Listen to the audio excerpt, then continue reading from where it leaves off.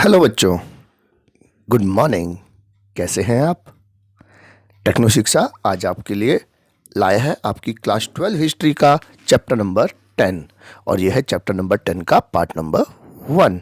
Chapter का नाम है उपनिवेशवाद और देहात। तो अगर वीडियो पसंद आए तो प्लीज़ लाइक करें और अगर सब्सक्राइब अभी तक नहीं किया है तो सब्सक्राइब का बटन ज़रूर दबा दें। मैंने कहा chapter 10 colonialism and the countryside. हाँ जी, तो इसमें हम पढ़ेंगे कॉलोनिज्म के बारे में और रूरल सोसाइटीज़ के बारे में। जो सरकारी दस्तावेजों से हमें एविडेंस मिले हैं उनसे हम इसके बारे में जानेंगे। तो जैसा कि इस साल कोरोना के चक्कर में गवर्नमेंट ने कुछ कोर्स कम कर दिया है, आप सभी को पता है। तो इस साल इस चैप्टर के सिर्फ 1 और 2 दो पार्ट आएंगे, ठीक है। 1 और 2 दो यूनिट आएंगे। हाँ जी, 3 और 4 यूनिट नहीं आएगा। ओके, तो आपकी बुक का जो पेज नंबर 257 से ये चैप्टर स्टार्ट है, 257 से पेज नंबर 275 तक आपके एग्जाम्स के लिए इस बार आना है और 275 से 285 तक यूनिट नंबर 3 और 4 इस साल आपके एग्जाम में नहीं आने वाली है। तो शुरू करें। पहला यूनिट मैंने कहा बंगाल और वहाँ के जमींदारों के बारे में इसमें बताया गया है। कहता है बर्दवान में क्या जो नीलामी की घटना हुई उसके बारे में और जो राजस्व अदा नहीं कर पाने की समस्या थी उसके बारे में हम जानेंगे। राजस्व राशि के भुगतान में जमींदार क्यों चूक करते थे, जोतदार क्या थे, उनका उदय, जमींदारों की ओर से क्या प्रतिरोध हुआ और पांचवी रिपोर्ट। ठीक है, ये फर्स्ट यूनिट में पढ़ेंगे। सेकंड यूनिट में हम पढ़ेंगे कुदाल और हल, राजमहल की पहाड़ियों से, ठीक है, यहाँ पर जो पहाड़ी लोग थे उनके बारे में जानेंगे। संथाल जनजाति जो है अगवा बासिंदे, इनके बारे में हम पढ़ेंगे और बुकानन का जो विवरण है इनके बारे में ये पढ़ेंगे हम। तो आज हम शुरू करेंगे फर्स्ट यूनिट, इसमें हम पढ़ेंगे सेकंड पार्ट में बाद में। तो आइए शुरू करते हैं आज। कहता है कपास गांव से मंडी ले जाई जा रही, ये चित्र 20 अप्रैल 1861 में लंदन न्यूज़पेपर में प्रकाशित हुआ था। ठीक है, तो उपनिवेशवाद क्यों बनाया गया था? इसीलिए बनाया गया था क्योंकि अपनी इंडस्ट्रीज यानी उद्योगों को कच्चा माल मिल पाए और यहाँ से तैयार माल यहाँ पर वापस तैयार माल भी बेचा जा सके। तो ये देखिए कपास ले जाया जा रहा है गांव से मंडी। ओके, शाबाश। शुरू करते हैं चैप्टर। मैंने कहा पहला यूनिट इसमें है हमारा बंगाल और वहाँ के जमींदार। सबसे पहले जो शासन था, जो उपनिवेश शासन शुरू हुआ बंगाल से। सबसे पहले बंगाल पे कब्जा किया था, ठीक है, ब्रिटिशर्स ने। कहता यही वह प्रांत था जहां पर सबसे पहले ग्रामीण समाज को पुनर्व्यवस्थित करने का प्रयास किया गया। ओके, रीऑर्डर, एक व्यवस्था में बांधने का, और भूमि संबंधी अधिकारों की नई व्यवस्था लागू की गई। जो हमारे लैंड राइट्स हैं इनकी एक नई व्यवस्था लागू की गई। एक नई राजस्व प्रणाली यानी रेवेन्यू सिस्टम को डेवलप किया गया। अंग्रेज लोग यहाँ पर किसानों से रेवेन्यू लेते थे, राजस्व, रेंट। हाँ जी, कहता है अब टॉपिक है हमारा बर्दवान में की गई नीलामी की एक घटना। एक नीलामी की घटना बर्दवान में हुई थी, उसके बारे में हम जानते हैं। कहता है 1797 में बर्दवान जो आज का वर्धमान है, कहता है बर्दवान जो आज का वर्धमान है में एक नीलामी की गई। ओके, कहता है और इसमें बहुत सारे महाल मतलब भू संपदाएं, जो रियल इस्टेट्स हमारे हो गए, बहुत सारी संपदाएं जो हैं वो नीलाम की जा रही थी, बेची जा रही थी। और कारण था परमानेंट सेटलमेंट, ईस्ट मरारी बंदोबस्त। हम जानेंगे ईस्ट मरारी बंदोबस्त क्या होता है क्योंकि इसका बड़ा रोल था। कहता है ईस्ट मरारी बंदोबस्त क्या है? ईस्ट मरारी, कहता है 1793 में शुरू किया गया ये ईस्ट मरारी बंदोबस्त। इसे स्थायी बंदोबस्त भी कहते हैं।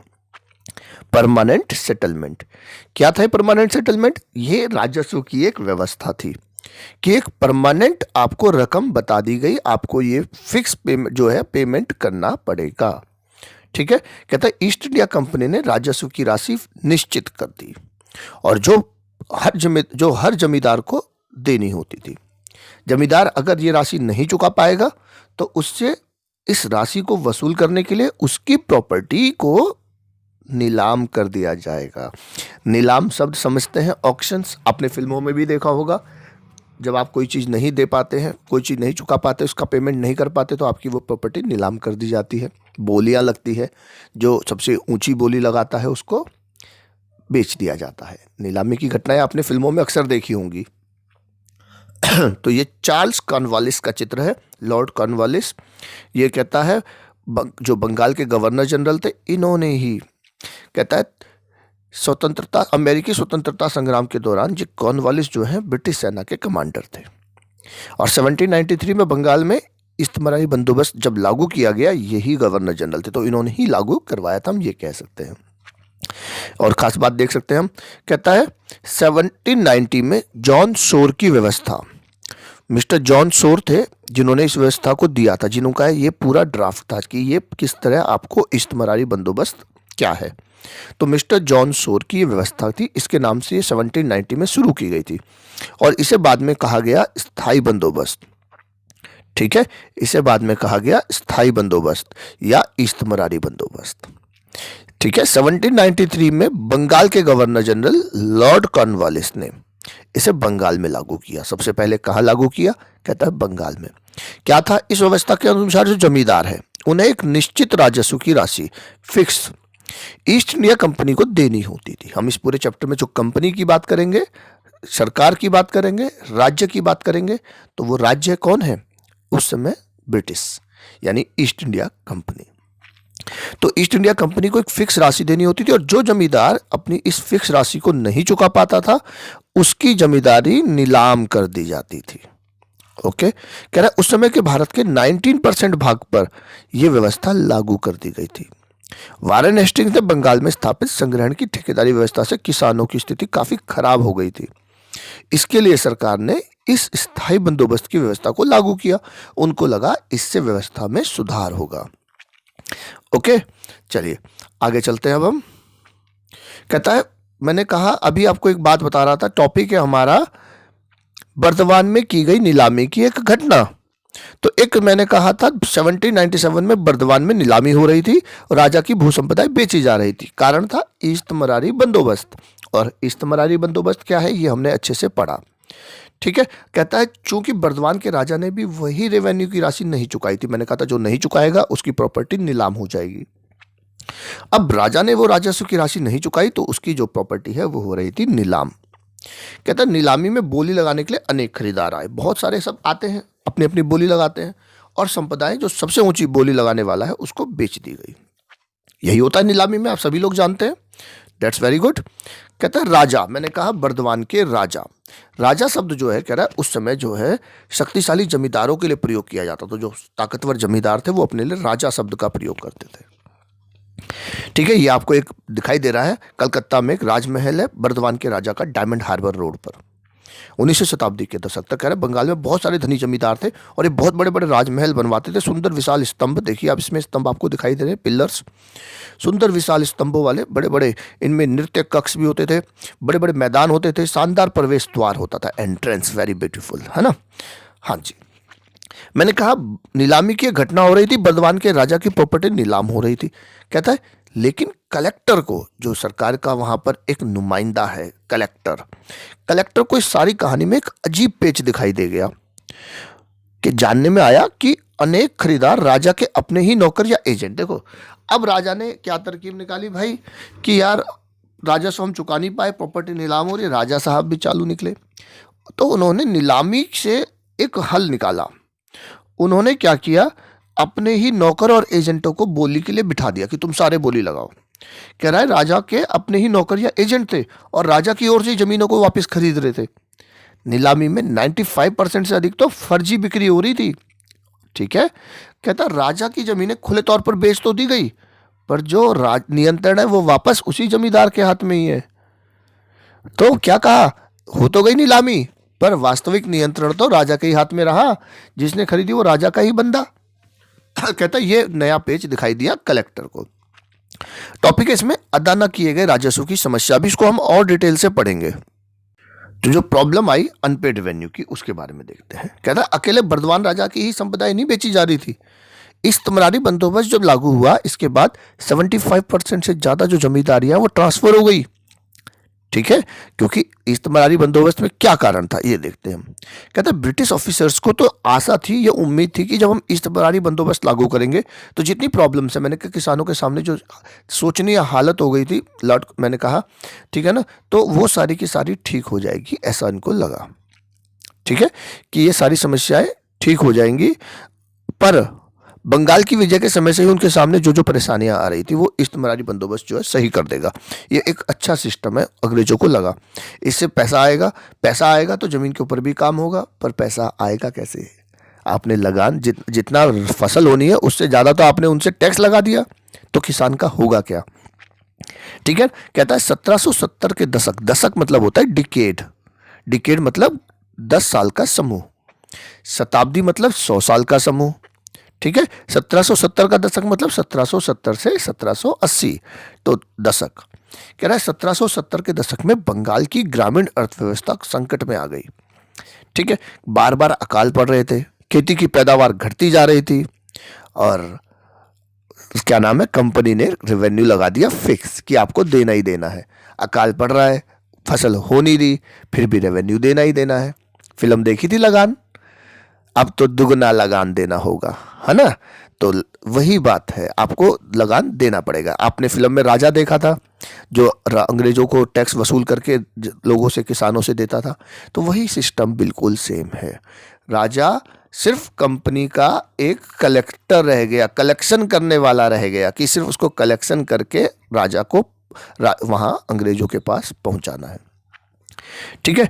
तो कहता है अधिकारी लोग सोचते थे कि खेती, व्यापार और राजस्व संसाधन जब विकसित किए जा सकेंगे तो कृषि में निवेश को और मोटिवेशन मिलेगा। कहता है और ऐसा तभी किया जा सकेगा जब संपत्ति के अधिकार प्राप्त कर लिए जाएंगे। इसलिए उन्होंने संपत्ति के अधिकार प्राप्त कर लिए। अब आप इस पे टैक्स दो, ठीक है ना, और राजस्व मांग की दरों को स्थायी रूप से फिक्स कर दिया जाएगा कि फिक्स रहेगी दरें, पर वो फिक्स दरें लगा दी गई इतनी ऊपर, ठीक है। यदि राज्य द्वारा राजस्व की मांग स्थायी रूप से निर्धारित कर दी जाएगी तो कंपनी को फिक्स रेवेन्यू मिलेगा, और उनको आशा थी कि इससे छोटे किसान और जो धनी भूस्वामी है, इनका एक ऐसा वर्ग पैदा होगा जो कृषि में सुधार के लिए पूंजी लगाएगा, कहेगा यार यहाँ पे तो पैसा है इसके अंदर, तो वो इन्वेस्टमेंट करेगा, इन्वेस्टर्स आएंगे इस फील्ड में, एग्रीकल्चर को इंडस्ट्री का रूप मिलेगा। अंग्रेजों की ये सोच थी, ठीक है। कहता है अधिकारियों को यह भी उम्मीद थी कि ब्रिटिश शासन से पालन पोषण को पाकर प्रोत्साहित होकर जो एक वर्ग बनेगा, जमींदार वर्ग जो है, वो कंपनी के प्रति लॉयल होगा, वफादार, ठीक है भाई। जमींदार को तो और कंपनी से फायदा, क्योंकि जमींदार किसानों से टैक्स लेगा और कंपनी को देगा, और बीच में अपना मोटा मुनाफा बचाएगा, तो कहेगा यार कंपनी बहुत अच्छी है, मुझे काफ़ी मोटा मुनाफा हो रहा है। तो अंग्रेज लोगों को सोच रहे थे कि इससे एक लॉयल, उनके लिए वफादार जो है वर्ग भी पैदा होगा। पर हुआ उल्टा, जमींदार को तो किसानों से ही टैक्स नहीं मिल पाया, कंपनी को दे ही नहीं पाए, उल्टे अपनी जमींदारी भी नीलाम हो गई, तो बचाना तो दूर, वहां तो अपने ही लाले पड़ गए। समझ आया ना कैसे? कहता समस्या ये थी कि कौन से व्यक्तियों को चुना जाए जो कृषि में सुधार करे और राज्य को एक रेवेन्यू वो अदा करने का एक ठेका उनको दे सके। अब ये था, तो इसके लिए उन्होंने किसको चुना? बंगाल के राजाओं को और तालुकदारों को। तो बंगाल के राजा और तालुकदारों के साथ उन्होंने इस्तेमारी बंदोबस्त लागू किया, और उनको अब कहा गया जमींदार। तालुकदार क्या होता है, चलो मैं आपको बता दूं। कहता है तालुकदार शब्द बना है ताल्लुक से। ताल्लुक क्या होता है? संबंध, मेरा आपसे क्या ताल्लुक है, ताल्लुक मतलब संबंध, रिलेशन, ठीक है। तो ताल्लुकदार ताल्लुक शब्द से बना है, और यही आगे जाकर ताल्लुक यानी क्षेत्रीय इकाई बन गया था, ओके, टेरिटोरियल यूनिट। हाँ जी, कहता है उनको सदा के लिए एक निर्धारित राजस्व, उनको जमींदार बना दिया गया और उनको एक फिक्स राशि दे दी गई कि आपको ये पे करनी ही करनी है। कहता अब जमींदार गांव के भूस्वामी नहीं थे, उनके पास बड़ा बड़ा लैंड नहीं था, बहुत बड़े जमींदार जो थे उनके पास बड़ी भूस्वामी नहीं थे वो, हाँ, पर वो राज्य का राजस्व समाहर्ता यानी रेवेन्यू कलेक्टर थे। राजा को, मैंने कहा राजा को क्या काम था? पब्लिक यानी किसानों से रेवेन्यू कलेक्ट करना था, और वो रेवेन्यू अंग्रेजों यानी ईस्ट इंडिया कंपनी को पहुंचाना था, ठीक है। कहना जमींदारों के नीचे कभी कभी तो 400 तक गांव होते थे, 400 तक, sometimes as many as 400 villages. जमींदारों से अपेक्षा की जाती थी कि वे कंपनी को नियमित रूप से राजस्व राशि अदा करेंगे, लेट नहीं करेंगे, टाइम से पेमेंट करेंगे रेवेन्यू की, और अगर वो ऐसा नहीं करेगा तो उसकी संपदा को नीलाम कर दिया जाएगा, उसकी जो प्रॉपर्टी है वो कर दी जाएगी ऑक्शन, ठीक है। तो अब टॉपिक आता है, कहता है राजस्व राशि के भुगतान में जमींदार चूक क्यों करते थे, क्यों उनकी राशियां नीलामी हो रही थी। मैंने कहा था सारी जगह नीलामियां हो रही थी, क्यों हो रही थी, क्यों करते थे वो चूक। कह रहा है जमींदार अपनी राजस्व मांग को अदा करने में बराबर कोताही करते थे। कोताही मतलब लापरवाही। जमींदार अपनी जो रेवेन्यू है उसको टाइम पे जमा नहीं करते थे, तो उससे क्या था, उनकी रकम धीरे धीरे बढ़ती जा रही थी। ठीक है, टाइम पे पेमेंट नहीं करी, आपका पिछले साल का भी ड्यू हो गया, उससे पिछले साल का भी ड्यू हो गया, आपका ड्यू बढ़ता जा रहा है। तो जमींदारों की इस असफलता के क्या कारण थे, कह रहा है कि ये टाइम पे पेमेंट क्यों नहीं करते थे। तो आइए इन कारणों को देखते हैं। कह रहा है इसके कई सारे कारण थे। पहला, जो इनिशियल डिमांड्स है, कह रहा है वो बहुत हाई थी। जो प्रारंभिक मांग थी वही बहुत ऊंची थी। जो शुरू में मैंने कहा एक फिक्स राशि कर दी गई, इतना ऊंची राशि दे दी गई कि आपको इतना जमींदार को किसानों से इतना टैक्स लेना ही लेना है। अरे कहाँ से देंगे भाई, है ना। तो ये समस्या आई। कहता है दूसरी, ये जो ऊंची मांग है 1790 के दशक में लागू की गई थी। डिकेड मैंने कहा 10 साल, 1790 का दशक मतलब 1790 से 1800। तो 1790 के दशक में जब ये लागू की गई थी, कृषि उपज की कीमतें नीची थी। ओके, तो उस समय जो कृषि है उसकी जो उपज है उसकी कीमतें कम थी, तो कीमत ही कम मिलेगी और टैक्स आपको ज़्यादा देना पड़ेगा। आपकी जो कृषि हुई मानो 10,000 की और टैक्स लगा दिया आप पे 15,000, तो भैया कहाँ से लाएंगे 15,000, कहाँ से देंगे हम 15,000। तो जो रैयत है, रैयत मतलब किसान, तो रैयत को जमींदारों को उनकी देर राशि चुकाना मुश्किल था। कहाँ से चुकाएंगे भाई। कहता जमींदार स्वयं किसानों से अगर राजस्व इकट्ठा नहीं करेगा तो वो जमींदार ऊपर कंपनी को कैसे देगा। कह रहा है जमींदार कंपनी को क्यों नहीं देता था। अरे भैया जमींदार किसानों से कैसे लेगा, किसान कहाँ से देगा इतना पैसा, और जब किसान नहीं देगा तो जमींदार कंपनी को कहाँ से देगा। ठीक है ना। तो दूसरा कारण कहता है ये रैयत, मैंने कहा रैयत जो है ये अंग्रेजों के जो विवरणों में किसानों के लिए यूज किया जाता था इस सब। ठीक है, बंगाल में रैयत जो है जमीन को खुद काश्त नहीं करते थे, यानी खुद खेती नहीं करते रैयत किसान, बल्कि आगे वो देते थे पट्टे पे। आप भी गांव में देखते होंगे, आप अपनी जमीनें जो है लोग आगे दूसरों को खेती करने के लिए देते हैं, तो उनको ये कह रहा है सिक्कामी रैयत। ठीक है, तो सिक्कामी रैयत को आगे पट्टे पर दे दिया जाता था। रैयत खुद खेती नहीं कर रहे, रैयत भी दूसरों को, जिसका जो जमीन का मालिक है वो खुद भी खेती नहीं कर रहा, वो दूसरे को दे रहा, भाई तू कर, थोड़ा तू रख ले, थोड़ा मुझे दे दियो, फिर मैं ऊपर जमींदार को दूंगा, फिर जमींदार ऊपर उसको कंपनी को देगा। ए भैया इतना तो हो नहीं रहा, इतने हिस्से हो जा रहे हैं उसके। तीसरा कारण कहता है राजस्व जो था वो नियत था। कहता है फसल अच्छी हो या खराब, राजस्व को ठीक समय पे पेमेंट करनी ही पड़ेगी। कोई मतलब ही नहीं कंपनी को, कंपनी को तो लगान चाहिए। भैया हमारी फसल अच्छी नहीं, मोए ना पतो, और भैया लाओ तुम तो जमींदार तो भैया किसान से लेगा ही लेगा, चाहे तुम्हारी अच्छी फसल हो या फसल हो खराब। ठीक है जी। एक सूर्यास्त विधि लागू की गई थी, सनसेट लॉ। क्या था ये मेथड, कहता है according to sunset method law, if the payment did not come in by sunset of the specified date the zamindari was liable to be auctioned. सूर्यास्त विधि मतलब सूर्य अस्त होने तक आपको टाइम, एक डेट दे दी गई है कि आपको 10 तारीख तक पेमेंट करनी है, और 10 तारीख को सूर्यास्त तक आपका इंतजार किया जाएगा। भैया 10 तारीख हो गई, सूर्यास्त हो गया, अभी तक आपने पेमेंट नहीं की, आओ भैया अब आपकी जमींदारी होगी नीलाम। सूर्यास्त विधि जो फिक्स डेट आपको दी गई है उसकी सूर्यास्त की समय तक आपको टाइम रहेगा। आपने सूर्यास्त होने तक अगर पेमेंट नहीं की तो आपकी प्रॉपर्टी नीलाम। कहता चौथा कारण, इस्तेमारी बंदोबस्त ने जमींदार की शक्तियों को रैयत से राजस्व इकट्ठा करने और अपनी जमींदारी का प्रबंध करने तक ही सीमित कर दिया। अब जमींदार की शक्ति, मैंने कहा बड़े बड़े भूस्वामी नहीं रहे कि जमींदारों के पास बहुत बड़ी बड़ी जमीनें। अरे जमींदार तो सिर्फ कंपनी को जमा कराएंगे, किसानों से लेंगे। ठीक है, इनकी जो काम है, इनका जो सिस्टम है सीमित कर दिया। कह रहे जमींदार को नियंत्रित करने के लिए राज्य द्वारा क्या उपाय किए गए। जमींदारों की पावर कम जो कंपनी ने करी, कैसे कर दी। कह रहे राज्य सत्ता को अपने वश में रखना और जमींदारों की स्वायत्ता को सीमित करना चाहता है। राज्य जो है सत्ता को अपने हाथ में रखना चाहता था, सत्ता कंपनी के हाथ में रहेगी, राजा राजा नहीं रहेगा, राजा सिर्फ नाम का राजा, राजा तो कंपनी ही रहेगी। यही था ना, मैंने कहा लगान फिल्म में, राजा को तो बेचारा सिर्फ कंपनी का नुमाइंदा है, राजा के सामने सब अपनी बात कहते हैं तो राजा कहता है मैं कर क्या सकता हूँ भाई, मैं कुछ नहीं कर सकता। तो राज्य जो है सारी पावर अपने हाथ में रखता है। मैंने कहा राज्य से मतलब जो सत्ता में है, यानी ईस्ट इंडिया कंपनी। ठीक है, जमींदारों की जो पावर है वो है सीमित। कह रहे जमींदारों की सैन्य टुकड़ी को भी भंग कर दिया गया, वो अपने साथ सेना भी नहीं रख सकते। ठीक है, सीमा शुल्क समाप्त कर दिया गया, उनको सीमा शुल्क भी नहीं मिलेगा। जमींदारियों की जो कचहरी है, जो कोर्ट होती है ना, कचहरी अदालत, कहता है जमींदारों की कचहरियों को कलेक्टर की देखरेख में रख दिया गया। जो जमींदारों की जो कोर्ट चलती थी, जहाँ वो जस्टिस करते थे, न्याय करते थे, राजा बन के रहते थे, वो भी कलेक्टर की देखरेख में, वो भी कलेक्टर के अंडर काम करेगी। जमींदारों से जो स्थानीय न्याय, जो लोकल मैंने का न्याय करते थे, पुलिस होती थी, ये भी छीन ली गई। तो कलेक्टर को सारी सारी पावर दे दी गई। ठीक है, मैंने कहा सारे न्याय, पुलिस सब छीन ली गई जमींदार से। और समय के साथ साथ जो ये कलेक्टर है, ये बन गया सेंटर ऑफ पावर। ओके, जमींदार के अधिकार सीमित और रिस्ट्रिक्टेड, कम कर दिए गए। कह रहा राजस्व संग्रहण में जमींदारों को आने वाली समस्याएं। राजस्व संग्रहण में जमींदारों को क्या प्रॉब्लम्स आ रही थी रेवेन्यू कलेक्शन में? कहता है अमला। अमला क्या है? जमींदारों का एक अधिकारी। तो जमींदार का एक ऑफिसर है जो राजस्व इकट्ठा करने के लिए गांव में जाता है, रेवेन्यू इकट्ठा करने के लिए। ठीक है, राजस्व संग्रहण को एक पारिवार्षिक समस्या थी, हर साल की समस्या थी ये जमींदारों को ये राजस्व इकट्ठा करना। कभी तो खराब फसल और नीची कीमतों के कारण राजस्व का भुगतान किसानों के लिए वैसे ही कठिन हो जाता था। और कभी कभी जानबूझकर भी जो रैयत है, रैयत मैंने कहा कौन होते रैयत? किसान। कभी कभी तो ऐसा जानबूझकर भी ये रैयत भुगतान में देरी कर देते थे। धनवान रैयत जो है और गांव के मुखिया, ये इनको कह रहा है जोतदार और मंडल। जो रिच हो गए हमारे फार्मर्स और जो गांव के मुखिया हैं, उनको ये कह रहा है जोतदार और मंडल। हाँ जी, ये इंपॉर्टेंट है, अभी हम इसके बारे में पढ़ेंगे।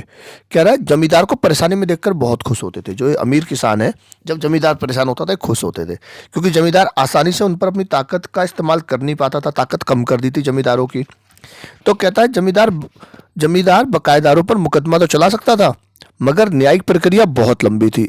इतना लंबा चलता था न्याय, तो लोग भी नहीं डरते थे।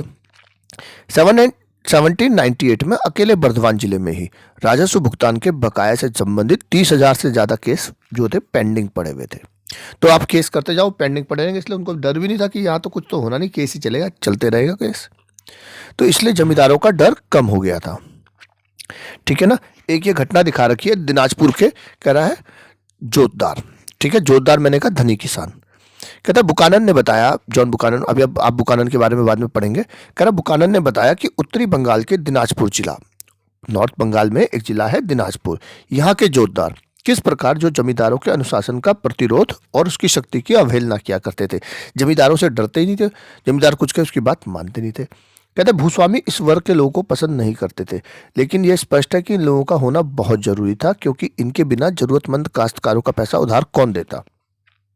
कहता जो जमींदार है वो इन लोगों को पसंद नहीं करते थे, जो धनी किसान है, जो जोतदार और मैंने कहा मंडल बन गए हैं, पर इनका होना जरूरी था, क्योंकि ये क्या करते थे, यही थे वो जो काश्तकारों को, जो काम करने वाला मजदूर वर्ग जो है, इनको पैसा उधार देने का काम, जिनको पैसे की जरूरत हो तो धनी किसान इनको पैसा देंगे, तो इसलिए इनकी जरूरत भी थी।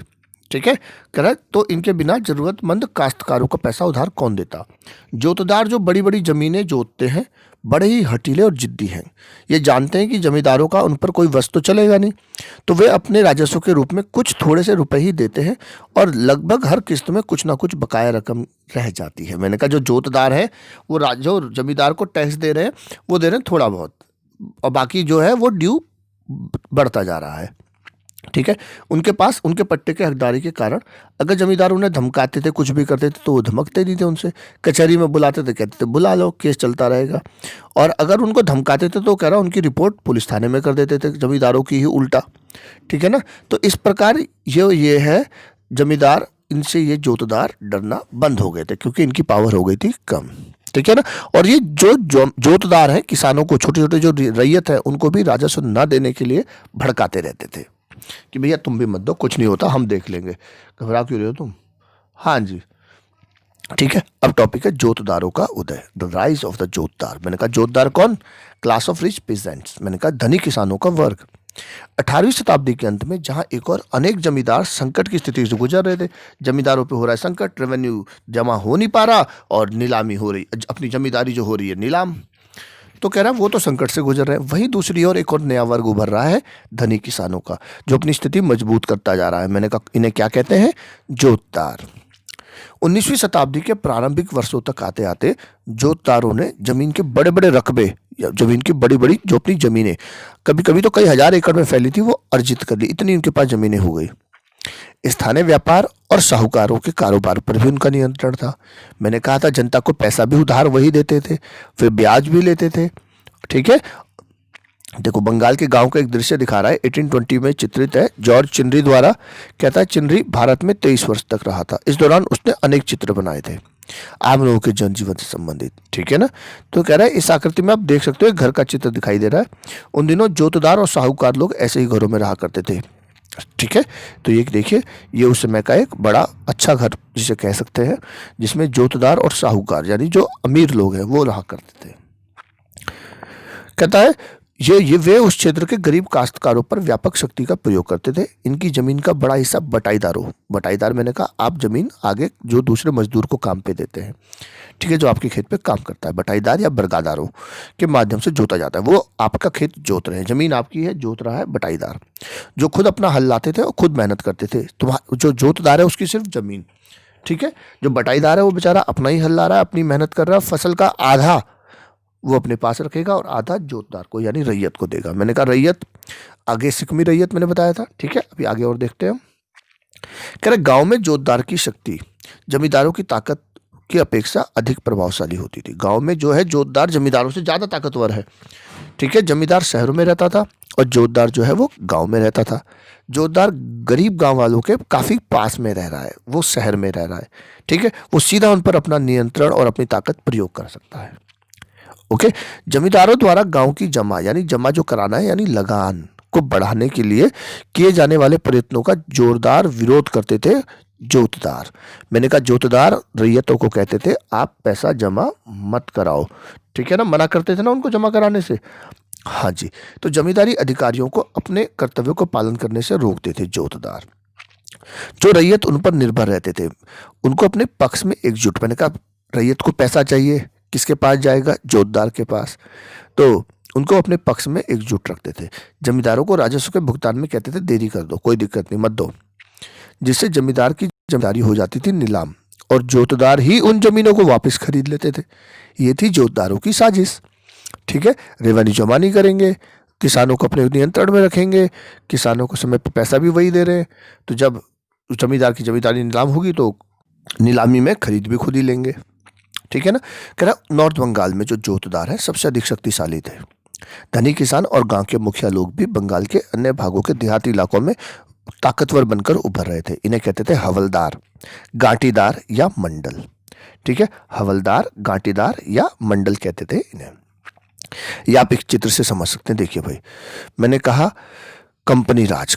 ठीक है, कंपनी राज, जमींदार जो है कंपनी को टैक्स देगा, जमींदार को टैक्स देगा रैयत यानी किसान, और रैयत मैंने कहा अपनी जमीन देता है सिकमी रैयत को। सिकमी रैयत खेती करेगा, अपना हल लाएगा, ठीक है, अपनी मजदूरी करेगा, और जिसका खेत है रैयत यानी किसान का, उसको आधी फसल दे देगा, आधी अपने पास रख लेगा मेहनत के लिए। अब ये रैयत जमींदार को टैक्स देगा, फिक्स जो टैक्स है वो देना ही पड़ेगा, फिर जमींदार टैक्स देगा कंपनी को। ठीक है, या मैंने कहा सिकमी रैयत जोतदार के खेत में खेती कर रहे हैं, जोतदार जो बड़ा धनवान मैंने कहा किसान है या व्यापारी महाजन, सिकमी रैयत इनको देगा, ये जमींदार को देंगे और जमींदार देंगे कंपनी को। ठीक है, या सिकमी रैयत जो है जोतदार को देगा, जोतदार ने पैसा ले रखा ना रैयत से, रैयत ने पैसा ले रखा जोतदार से, तो ये जोतदार को देगा, फिर बचा हुआ रैयत को देगा, फिर रैयत जमींदार को देगा, फिर जमींदार कंपनी को देगा। ये इस तरह की इसमें चेन थी। ओके, चले आगे। हाँ जी, देखिए ये समझा रहा है कि जमींदार कंपनी को राजस्व अदा करने के लिए गांव पर राजस्व संबंधों पर एक जिम्मेदार था। कौन जिम्मेदार था? जमींदार। जमींदार देगा कंपनी को, फिर जोतदार जो है अन्य रैयतों को उधार देते थे, अपनी उपज बेचते थे रैयतों को अपना। ठीक है, क्योंकि ज्यादा जमीन इनके पास थी, ज्यादा खेती इनके पास हो रही है, खाने के लिए भी इनको ये बेच रहे हैं।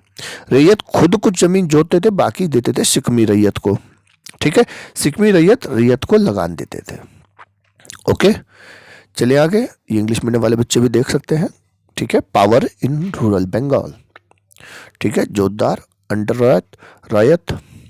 कह रहे जमींदारों की ओर से प्रतिरोध, जमींदारों को इतना मैंने कहा परेशान किया गया, इनकी ओर से प्रतिरोध भी हुआ था, विरोध कहते हैं। देखिए, ग्रामीण क्षेत्रों में जमींदारों की सत्ता समाप्त नहीं हुई थी। मैंने कहा उनकी पावर कम हो गई थी पर अभी समाप्त नहीं हुई थी। और जमींदारों ने क्या किया, इस नीलामी की समस्या से निपटने के लिए रास्ता निकाल लिया कि यार ये बार बार हमारी ज़मीन नीलाम हो रही है, चलो इसका भी कोई रास्ता निकालो।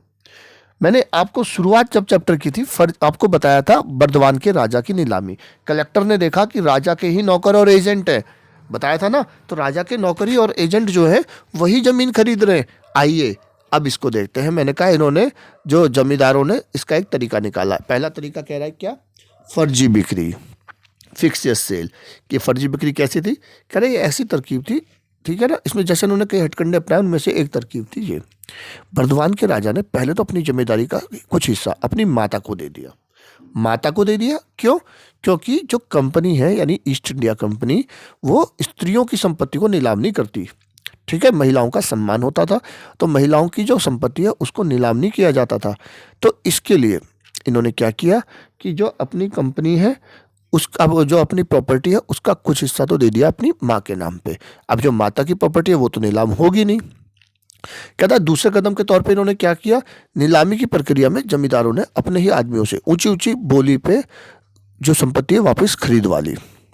ठीक है, देखो मैंने कहा राजा का बंदा वहां पर लगा हुआ है नीलामी में और वो बोली लगा रहा है बड़ी बड़ी, इतनी ऊंची ऊंची बोली लगा दी, अपने आप ही खरीद ली।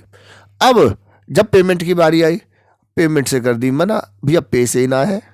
अब पेमेंट से मना हो गई तो अब क्या करें भैया, कंपनी ने कहा चलो भैया दोबारा बेचेंगे, तो उन्होंने रीसोल्ड यानी दोबारा नीलामी करी।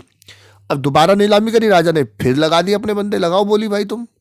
फिर जो बोली में सबसे ज़्यादा बोली हाई बिद गई, वो हाई बिद गई फिर राजा के एजेंट के पास, फिर उसने सबसे ऊंची बोली लगाई थी। कंपनी ने कहा पैसे, फिर कहता पैसे तो है ही नहीं भाई, राजा के ही सारे एजेंट बोली लगा रहे हैं, देखो हो रहा है क्या। तो मैंने कहा फिर कंपनी ने फिर दोबारा बोली लगानी पड़ी। ऐसे बार बार बोली लग रही थी, तो जो बेचारे वास्तव में बोली लगाने वाले जो ज़मीन को खरीदना चाहते थे वो कह रहे यार जाने का तो कोई फ़ायदा नहीं, हम वहाँ बोली लगाने जाते हैं इतनी दूर उस गांव में, भैया 200-500 किलोमीटर चल के वहाँ जाते हैं, फिर वहाँ जाके बोली लगाते हैं और बोली हो जाती है कोई और है, हम नहीं जा रहे। उन्होंने फिर जब देखा एक ही प्रॉपर्टी की 10 बार बोली होगी, भाई कौन आएगा, कोई नहीं आएगा। कहता ये प्रक्रिया बार बार दोहराई गई, आखिर में बोली लगाने वाले थक गए। जब किसी ने बोली नहीं लगाई तो संपदा को नीची कीमत पर जमींदार को ही बेचना पड़ा। जमींदार ने कहा अब आई ना बात, लाओ मुझे ही मेरी प्रॉपर्टी कम दाम पे दे दो, हो गया ना बात। तो ये एक फर्जी बिक्री की प्रक्रिया चलाई जमींदारों ने। ये महाराज मेहताब चंद जो है ये 1820 और 1879 तक कह रहा है जब इज्तिमाही बंदोबस्त लागू हुआ था ना, तो तेज चंद जो थे बर्दवान के राजा थे और तेज चंद के बाद बने थे मेहताब चंद, ठीक है ना। इनके काल में जो जमींदारी है काफ़ी फली फूली थी। मेहताब चंद ने संथालों के विद्रोह 1857 के विद्रोह के दौरान अंग्रेजी हुकूमत का साथ दिया था, ठीक है, अंग्रेजों से फ़ायदा मिलता था इन्हें, तो ये अंग्रेजों का साथ दिया था इन्होंने, क्योंकि अंग्रेजों से ही इनको कमाई होती थी। दूसरा तरीका कह रहा और अन्य तरीके, मैंने कहा एक तो तरीका भैया प्रॉपर्टी अपनी माता के नाम महिला के नाम पे कर दी, दूसरा मैंने कहा प्रॉपर्टी जो नीलामी में अपने ही बंदों से करवा दिया। कह रहा और कुछ तरीके थे, जैसे कोई बाहरी व्यक्ति नीलामी में अगर कोई ज़मीन खरीद लेता तो उसे पूरा कब्जा नहीं देते ही नहीं थे, आओ भाई क्या कर लेगा। और जो पुराने जमींदार के लठियाल, अपने लठियाल रखे हुए थे जो लठ बजाते थे, नए खरीदार लोगों को मार पीट कर भगा देते थे। भैया दूसरे शहर का बंदा आया, उसने ज़मीन खरीद ली, आ जा तू अब बेटा हमारी ज़मीन खरीदेगा कैसे, तूने कंपनी को पैसे तो दे दिए, ठीक है, कब्जा हमसे तो लेगा, तू आ जरा। जब वो आता था तो इसके लठियाल जो होते थे वो बजा देते थे लठ। लठियाल कह रहा है ये एक शाब्दिक अर्थ है जिसके पास लाठी या डंडा हो, जमींदार के लठैत डंडबाज। और पुराने रैयत जो है, जो पुराने जो किसान हैं, वो बाहरी लोगों को ज़मीन में घुसने ही नहीं देते थे, क्योंकि वो अपने को पुराने जो जमींदार है उससे जुड़ा हुआ महसूस करते थे, ठीक है ना, पुराने जमींदार से जुड़ा हुआ महसूस करते थे, मानते थे कि ये जमींदार ही तो हमारा अन्नदाता है, हम इसकी प्रजा है, तो ये फीलिंग्स जुड़ गई थी, तो ये बाहर वालों को आने ही नहीं देते थे। चलिए आज के लिए इतना ही, जल्दी ही इसका सेकंड पार्ट लेके आएंगे, तब तक के लिए दोस्तों नमस्ते। और फिर कहूँगा अगर आपने अभी तक सब्सक्राइब नहीं किया है तो सब्सक्राइब का बटन दबाएं और अपने सभी जानने वालों को वीडियो शेयर ज़रूर करें, ठीक है। जो भी बच्चा 12th क्लास में पढ़ रहा है उसको ये वीडियो शेयर करें, या जो बच्चा कंपटीशन की प्रिपरेशन कर रहा है, यूपीएससी एसएससी की तैयारी कर रहा है, तो ये सभी को वीडियो शेयर ज़रूर करें ताकि सभी लोग इस वीडियो को देखकर अपना लाभ उठा पाएँ। तो अलविदा, नमस्ते, बाय बाय, टाटा।